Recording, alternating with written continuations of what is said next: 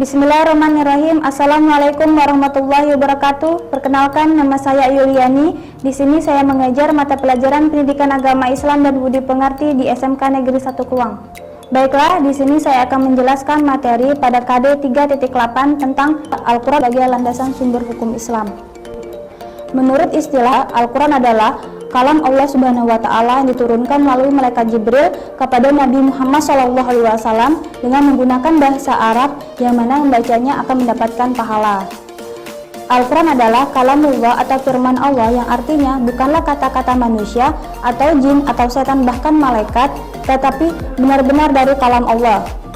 Al-Quran bukanlah berupa produk dari seorang penyair atau seorang penyihir. Seperti di dalam surat Al-Haqqah ayat 40-43, di sana dijelaskan bahwasanya Al-Quran yang benar-benar wahyu diturunkan kepada Rasul dan benar-benar firman Allah dan bukanlah perkataan dari seorang penyair atau seorang penenung.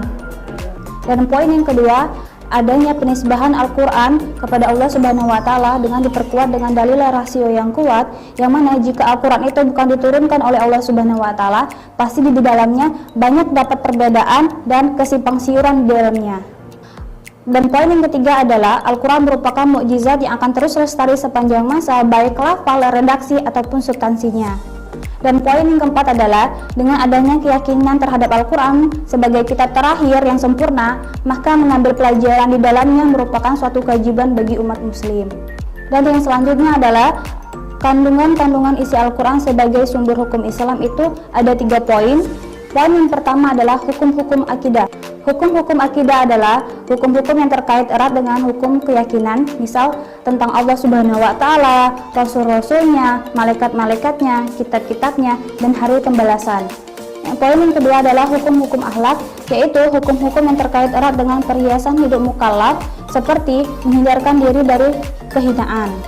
Dan poin yang ketiga adalah hukum-hukum amal, yaitu segala sesuatu yang terkait erat tentang perbuatan-perbuatan mukallaf.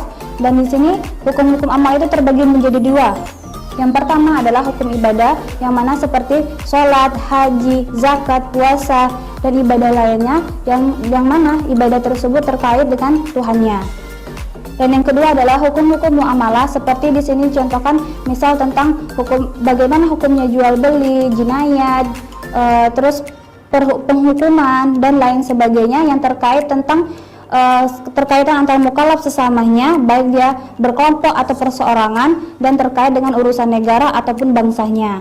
Hukum-hukum muamalah itu sudah berkembang sekarang sesuai dengan zamannya atau pengetahuan yang sekarang. Misal contohnya seperti hukum-hukum pembinaan keluarga yang dimana seperti hukum nikah, rujuk, dan lain sebagainya. Adapun hukum-hukum perdata dan lain masih banyak-banyak hukum di dalam hukum-hukum muamalah. Adapun keistimewaan Al-Quran dibanding kitab-kitab lainnya, yaitu ada beberapa poin.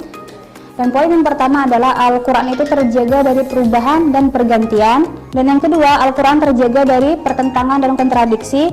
Dan yang ketiga adalah Al-Quran merupakan mukjizat yang mana tidak seorang pun bisa mendatangkan semisalnya. Dan poin yang keempat adalah Al-Quran merupakan ketenangan dan rahmat bagi siapa saja yang membacanya. Dan poin yang kelima adalah Al-Quran merupakan obat hati bagi yang memiliki sifat syirik ataupun dengki. Dan yang keenam, Al-Quran akan menjadi sebagai hakim bagi kitab-kitab sebelumnya. Dan yang ketujuh, di dalam Al-Quran terdapat kisah-kisah yang nyata, bukan kisah-kisah yang bersifat khayalan seperti kisah Nabi Isa, Musa, Fir'aun, dan lain sebagainya. Dan yang ke-8, Al-Quran akan menjadi penyeimbang bagi manusia, baik dunia ataupun akhiratnya. Dan poin yang ke-9 adalah Al-Quran memenuhi kebutuhan manusia, baik itu berupa akidah, akhlak, ekonomi, muamalah, dan lain sebagainya.